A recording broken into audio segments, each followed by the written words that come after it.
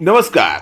सत्या आणि मीराने आता थेट आपल्या गावी जाऊन काही दिवस राहण्याचा निर्णय घेतलेला असतो.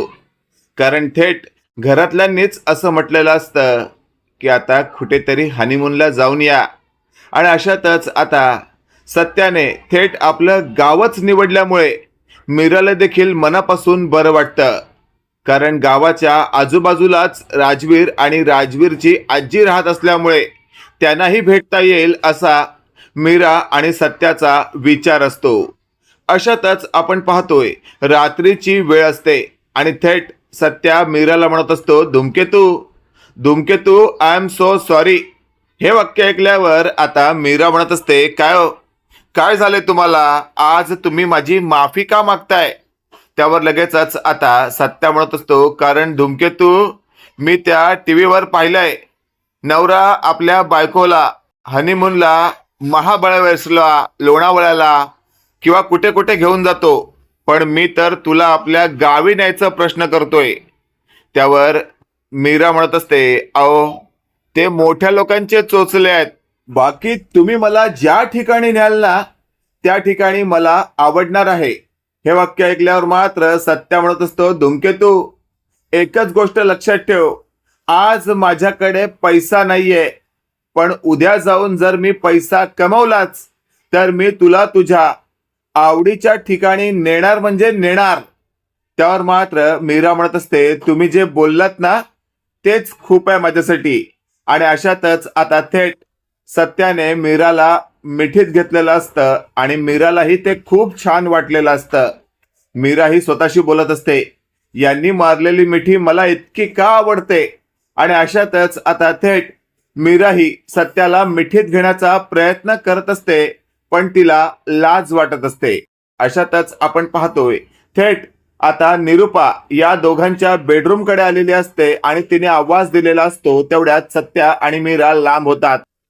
निरुपा म्हणत असते, काय मग, आत येऊ का? त्यावर लगेचच आता मीरा म्हणत असते, या ना बाईसाहेब. त्यावर लगेचच आता निरुपा म्हणत असते, उगाच डिस्टर्ब केलं का तुम्हा दोघांना? त्यावर लगेचच आता सत्या म्हणत असतो, निरुपा काय बी काय बोलते, ये ये.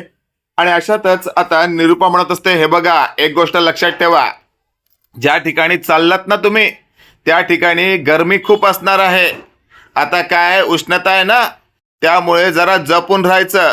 आणि यात काहीतरी खाऊ दिलाय मी, तो येळेवर खायचा. त्यावर लगेचच आता मीरा मान डोलवते. तेवढ्यात आपण पाहतोय निरुपा म्हणत असते, ए मीरा, एक काम कर, मला सांग तुझं काय आवरावर करायची आहे, मी तुझी बॅग भरून देते. त्यावर लगेचच आता मीरा म्हणत असते, बाईसाहेब, बॅग भरायला आमच्याकडे तेवढेसे कपडे नाहीयेत, 2 जोडे यांचे 2 जोडे माझे, बाकी आम्ही काही जास्त नेणार नाहीये. त्यावर लगेचच आता सत्या म्हणत असतो, वय की निरुपा, 4 जोड्यामध्ये आम्ही मस्त फिरून येणार. त्यावर लगेचच आता निरुपा म्हणत असते, खरंच तुम्ही दोघं किती छान आहात, एकमेकांना अगदी पूरक. आणि अशातच आता निरुपा म्हणत असते, ठीक आहे, कधी निघताय? त्यावर सत्य म्हणत असतो, हे काय, सकाळच्या वेळेलाच निघतो. आणि लगेचच निरुपा म्हणत असते, ठीक आहे, आता मस्त झोपा आणि सकाळी निघा. आणि तेवढ्यात निरुपा आपल्या बेडरूम कडे जाते. इकडे आपण पाहतोय आता हा जो राजवीर असतो तो त्याची मावशी म्हणजेच देविका घरी आल्यामुळे खूपच खुश असतो आणि तो सतत देविका मावशी असं बोलत असतो. आता देविकाच्या आईलाही खूप बरं वाटतं की देविका घरात आल्यामुळे हिरमुसलेला राजवीर आता खुललाय आणि छान प्रकारे बागडायला लागलाय. आणि अशातच आता देविकाची आई म्हणत असते, एक गोष्ट लक्षात ठेव देविका, जे काही होतं ना ते बाप्पाच्या मर्जीने होतं, त्यामुळे तू आता झालेल्या घटनेचा विचार करू नकोस, तर फक्त भविष्याचा विचार कर. आणि अशातच आता देविका म्हणत असते, हो आई, आता तर फक्त मी तुझा आणि माझ्या राजवीरचाच विचार करणार. तेवढ्यात आपण पाहतोय सत्या आणि मीरा इकडे सकाळच्या वेळेला घराबाहेर पडलेले असतात आणि थेट मस्तपैकी निसर्गाचा आनंद घेत रस्त्यावरून गाडी चालवत एकमेकांशी बोलत असतात.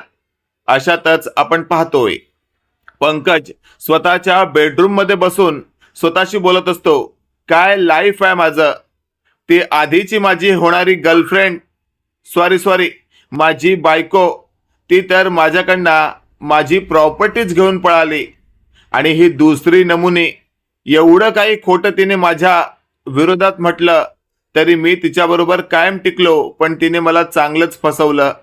देविका दिसायला तर छान होती, पण मनातून काळी कुट्टी. मला फसवून ती दरडत आपण पाहतोय तिथे निरूपा आलेली असते. निरूपा म्हणत असते, "ए पंकज, कालपासून जेवला नाहीयेस तू. एक गोष्ट लक्षात ठेव, मी तुला भरवीन किंवा मी तुझ्या मागे मागे येईन असा विचार करू नको. भूक लागली असेल तर खाऊन घे." त्यावर मात्र पंकज म्हणत असतो, "मम्मा, जोपर्यंत तू माझ्याशी आधीसारखं वागत नाहीस ना, तोपर्यंत मी अन्नाचा एक कण देखील खाणार नाहीये." त्यावर लगेचच आपण पाहतोय निरूपा म्हणत असते, "एक गोष्ट लक्षात ठेव, मी तुझ्याशी आधीसारखं कधीच वागू शकत नाही, कारण तू माझा बबड्या आता राहिलाच नाही." तेवढ्यात आपण पाहतोय पंकज आदळापट करायला सुरुवात करतो आणि तेवढ्यात निरूपाने साटकन पंकजच्या कानाखाली दिलेली असते. पंकजला ती कानाखाली बसल्यावर पंकज म्हणत असतो, "हो मम्मा, कळून चुकलं मला अशी जोरात कानाखाली मारणारी मम्मा आता खूपच बदलली आहे." आणि अशातच आता पंकज रडायचं नाटक करायला लागतो. इकडे आपण पाहतोय सत्या आणि मीरा छानपैकी आपल्या गावी पोहोचलेले असतात. आणि तेवढ्यात मीरा म्हणत असते, "अहो, मी काय म्हणते, आपल्या गावात पोहोचायच्या आधी बाजूच्याच गावामध्ये राजवीर आणि मावशी राहतात, त्यांना भेटलो तर किती बरं वाटेल ना." त्यावर सत्या म्हणत असतो, "अगं धूमकेतू, आधी हा उसाचा रस पी आणि त्यानंतर आपल्याला थेट त्यांच्याकडेच जायचं आहे. हे बघ, मी राजवीरसाठी खाऊ सुद्धा घेतलाय." आणि अशातच आता मीरा म्हणत असते, "अरे वा, मी तर राजवीरसाठी मस्त लाडू बनवलेत." आणि अशातच आता सत्या म्हणत असतो, "वय की, मग राजवीर तर खूपच खुश होणार आहे." आणि तेवढंच आपण पाहतोय ते दोघं मस्त गाडीतनं आता त्या राजवीरच्या घराजवळ पोहोचतात. आता राजवीरच्या घराजवळ थेट सत्या आणि मीरा आले आहेत याचा थांगपत्ताही या देविकाला नसतो. आणि अशातच आपण पाहतोय बाहेर राजवीर खेळत असताना राजवीरने समोरून येणाऱ्या सत्याला पाहिलेलं असतं आणि थेट राजवीर बोलू लागतो, "सत्या काका, मीरा मावशी." हा आवाज आता थेट आतमध्ये असलेल्या राजवीरच्या आजीला ऐकू जातो आणि ती लगेचच आता खिडकीतनं वाकून बघते तर समोरून सत्या आणि मीरा येत असतात. राजवीरची आजी स्वतःशी बोलत असते, "हे दोघं अचानकपणे इथे काय येत आहेत? देविका इथे आली म्हणून की काय? यांना या राजवीरच्या आईबद्दल काही सत्य कळालं की काय?" आणि अशातच आता आतमध्ये जेवण बनवणाऱ्या देविकाला आत जाऊन राजवीरच्या आजीने म्हटलेलं असतं, "अगं, सत्या आणि मीरा येत आहेत." हे वाक्य ऐकल्यावर देविकाची चांगलीच धावपळ उडते. आणि तेवढ्यात ती म्हणत असते, आई काय करू मी आता? कुठे लपू? सांग मला." त्यावर लगेचच आता राजवीरची आजी म्हणत असते, "एक गोष्ट लक्षात ठेव, मला असं वाटतंय आता लपायचं नाही, तर सगळं काही उलगडून सांगायची वेळ आली आहे." त्यावर देविका म्हणत असते, "नाही आई, नाही, मी आधीच अनेक खोटं बोलली आहे. त्यात हे खोटं जर यांना कळालं की राजवीर माझा आणि मी राजवीरची आई आहे, तर मात्र सगळंच संपेल." त्यावर मात्र आता राजवीरची आजी म्हणत असते, "मग काय वाटतं तुला, काय करायला हवं तू?" त्यावर देविका म्हणत असते, "मी सांगते तसंच, मला सांग कुठे लपू मी." त्यावर राजवीरच्या आजीने म्हटलेलं असतं, "एक काम कर, त्या कोपऱ्यात बघ राजवीरची खोली आहे, तिथे जाऊन लप." आणि अशातच आता देविका त्या ठिकाणी जाऊन लपते. पण देविका जायच्या आधी देविकाचा मोबाईल समोरच त्या टिपॉयवर असतो आणि ती थेट आतमध्ये गेलेली असते. अशातच आता राजवीरला उचलून घेत सत्या म्हणत असतो, "कसा आहे माझा राजवीर?" त्यावर राजवीर म्हणत असतो, "सत्या काका, मी बरा आहे, पण तू तर मला खूप दिवसांनी भेटायला आला, मला तर तुझा लाग आलाय." त्यावर मीरा म्हणत असते, "अले बापले, कोणाला तरी लाग आलाय काय?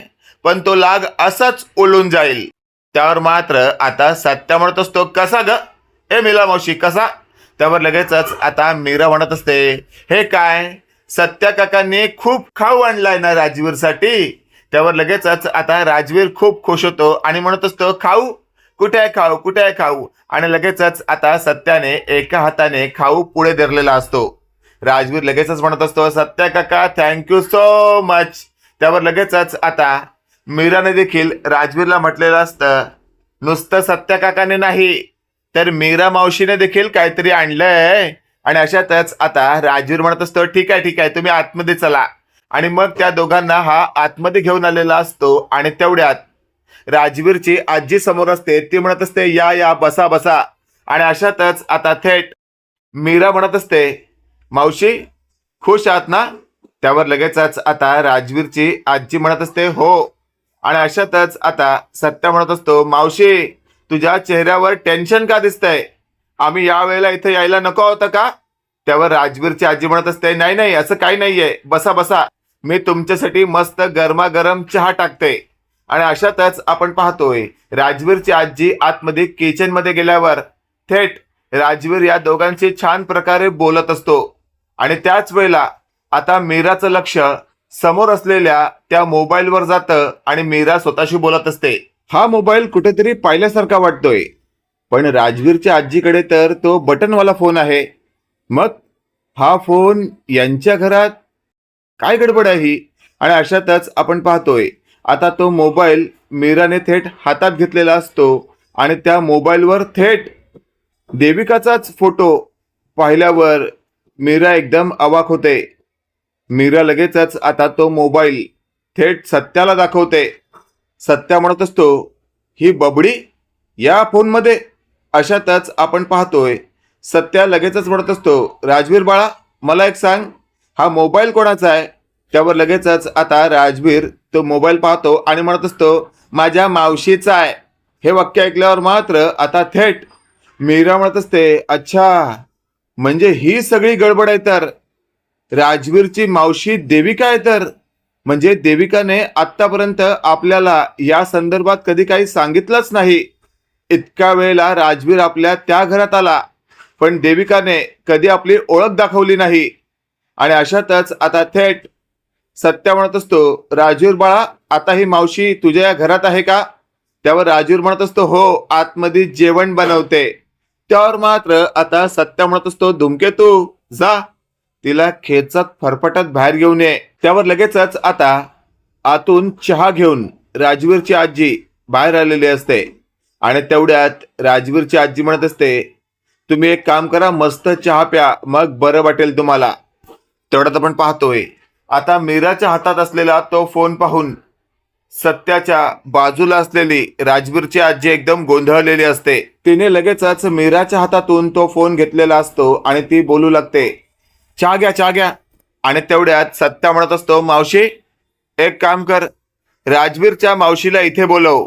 त्यावर लगेचच आता राजवीरची आजी म्हणत असते, कोण राजवीरची मावशी? इथे आणखी कोणीच नाहीये. त्यावर राजवीर म्हणत असतो, अगं आजी असं काय करतेस?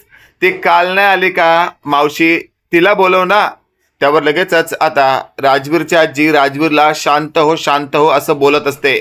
तू बाहेर खेळायला जा असं बोलत असते. तेवढ्यात मीरा म्हणत असते, मावशी मला काही प्रश्न आहेत.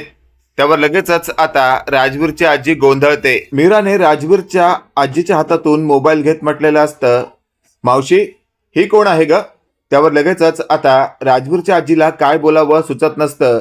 आणि तेवढ्यात सत्या म्हणत असतो, सांग ना मावशी कोण आहे ही? राजवीर हिला मावशी का म्हणतोय? त्यावर मात्र राजवीरची आजी काहीच बोलत नाहीये. अशातच आता सत्या म्हणत असतो, धुमकेतू मगाशी काय म्हटलं तुला, जा आतमध्ये बघ तू. आणि तेवढ्यात मीरा किचन मध्ये गेलेली असते, तर किचन मध्ये कोणीच नसतं. तेवढ्यात मागे मागे राजवीर सुद्धा आलेला असतो. राजवीर म्हणत असतो, मावशी काय शोधतेस तू? त्यावर लगेचच आता मीरा म्हणत असते, मला तुझी खोली पाहायची आहे. आणि लगेचच राजवीर आता थेट मीराला आपल्या खोलीकडे घेऊन गेलेला असतो. तर आत लपलेल्या त्या देविकाला पाहून लगेचच मीराने म्हटलेलं असतं, अच्छा म्हणजे तू या ठिकाणी आली आहेस तर, पण तू आधी आम्हाला का नाही सांगितलंस की तू राजवीरची मावशी आहेस? त्यावर लगेचच आता देविका रडण्याचं नाटक करू लागते. अगं मीरा मी काय करू तूच सांग ना, सगळे माझ्या विरोधात गेल्यावर मी तरी काय करणार? त्यावर मात्र मीरा म्हणत असते, म्हणजे?